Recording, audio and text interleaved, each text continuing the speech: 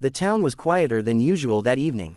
The sun had already dipped behind the rooftops, leaving long shadows stretching across the narrow streets. Little Arslan, barely 10 years old, walked home from the small market where he had gone to buy bread for his mother. He always took the same path through the alley beside the old library, short, familiar, and safe. At least, that's what he believed. But today felt different. The air felt heavier, the silence deeper, and the shadows, longer. As Arslan stepped into the alley, a strange uneasiness ran through him, something he couldn't explain.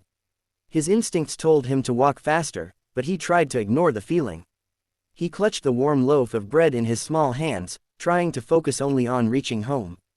A soft sound echoed behind him, the crunch of gravel under a shoe. Arslan froze. Slowly, he looked over his shoulder. A tall man in a black jacket had just entered the alley, his eyes fixed on Arslan with a cold stillness that made the boy's heart pound. Arslan turned forward and began walking faster. His small footsteps echoed louder now. But the man's steps also picked up speed. The quiet alley suddenly felt like a trap with no escape. Arslan's breath quickened. He didn't want to run because running might make him look scared, might anger the man. But every second that passed made him feel more certain that something was terribly wrong. Then came the voice. "Hey, kid," the man called out, his tone low and dangerous. "Stop." Arslan didn't stop. He broke into a run, clutching the bread as if it were his lifeline. His heart hammered so hard he felt it might burst. The man shouted again, louder this time, "Stop, or I'll catch you."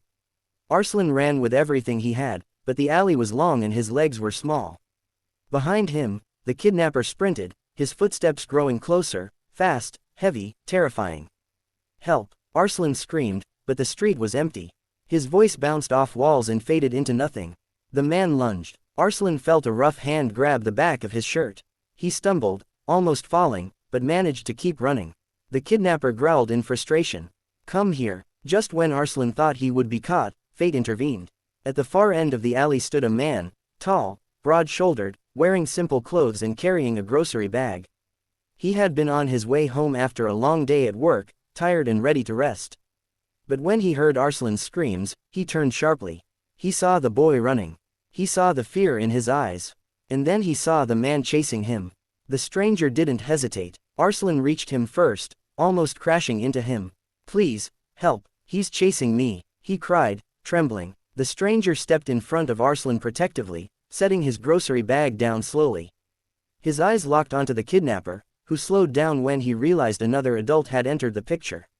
"What's going on here?" the stranger asked in a calm but firm voice. The kidnapper tried to act normal, tried to smile, but the tension made it clear he was anything but harmless. "Nothing. The kid belongs to me," he lied. He ran off. Arslan shook his head violently. "No, I don't know him. Please don't let him take me." His voice cracked from fear. The stranger's expression hardened. "You should leave, right now." The kidnapper took a step forward. "Move. I said the kid is mine." The stranger stepped forward too, standing tall. "I said leave." The air turned thick with danger. The kidnapper clenched his fists, ready to fight, but something in the stranger's eyes stopped him. Strength, confidence, and a warning that couldn't be ignored. "You don't want to do this," the stranger said softly. "Trust me." After a tense moment, the kidnapper clicked his tongue angrily and stepped back. He looked around quickly, then ran in the opposite direction, disappearing into the shadows from where he had come. Arslan collapsed to the ground, shaking. Tears flowed down his cheeks uncontrollably. He had never been so terrified in his life. The stranger knelt beside him. "You're safe now," he said gently. "It's over." Arslan looked up through tears. Thank you so much." The man offered a warm, reassuring smile. "Let's get you home." "Where do you live?" Arslan pointed in the direction of his house. The stranger picked up his grocery bag and walked beside him, making sure to keep him close. The boy kept glancing around, still scared the kidnapper might return. "Don't worry," the stranger said. "I won't let anything happen to you." As they walked, Arslan told him what happened, how the man followed him, how he tried to grab him. The stranger listened carefully, nodding, keeping a protective watch on every corner ahead of them. When they reached Arslan's home, his mother rushed out as soon as she saw him. "Arslan, you're late. Why are you crying? What happened?" Arslan ran to her and held her tightly, sobbing into her clothes. His mother looked confused and terrified, not understanding. The stranger explained gently, without frightening her more than necessary. Someone tried to take him. He managed to run and I stopped the man. Arslan's mother covered her mouth in shock. Tears filled her eyes as she hugged her son even tighter. Then she looked at the stranger with gratitude that words could not express. "You saved my child," she whispered. "I can never repay you." The man shook his head. "You don't need to repay me. I just did what anyone should do." But they both knew the truth. Not everyone would have acted.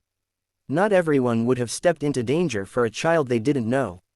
Arslan's mother insisted he come inside for tea, just to thank him properly. The stranger hesitated, shy and humble, but Arslan held his hand. "Please," the boy said. "Just for a little while." Inside, the warm home felt like a safe haven. Arslan sat beside the stranger, still holding his hand as if afraid that letting go would make the danger return.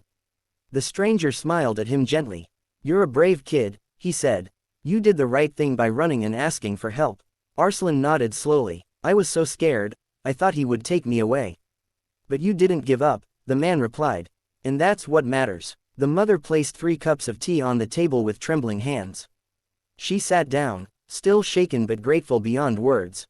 "May God bless you," she said. "You protected my son like an angel." The stranger looked away shyly. "I just did what was right." They talked a little more until Arslan began to calm down. Before leaving, the stranger bent down to Arslan's level. "If anything scares you again," he said, "remember, you're never alone. There are good people in this world." Arslan hugged him tightly, surprising even himself. The man gently patted his back. When he stepped outside, the evening air felt cooler. The world felt a little safer, not because dangers had disappeared, but because kindness still existed. Inside the home, Arslan watched the stranger walk away until he disappeared around the corner. He felt safe again, safer than he had felt in the dark alley. Because he knew that there were people who would stand up, people who would protect, people who would choose kindness even when danger stood in front of them. And that simple truth gave him the courage to breathe freely once more.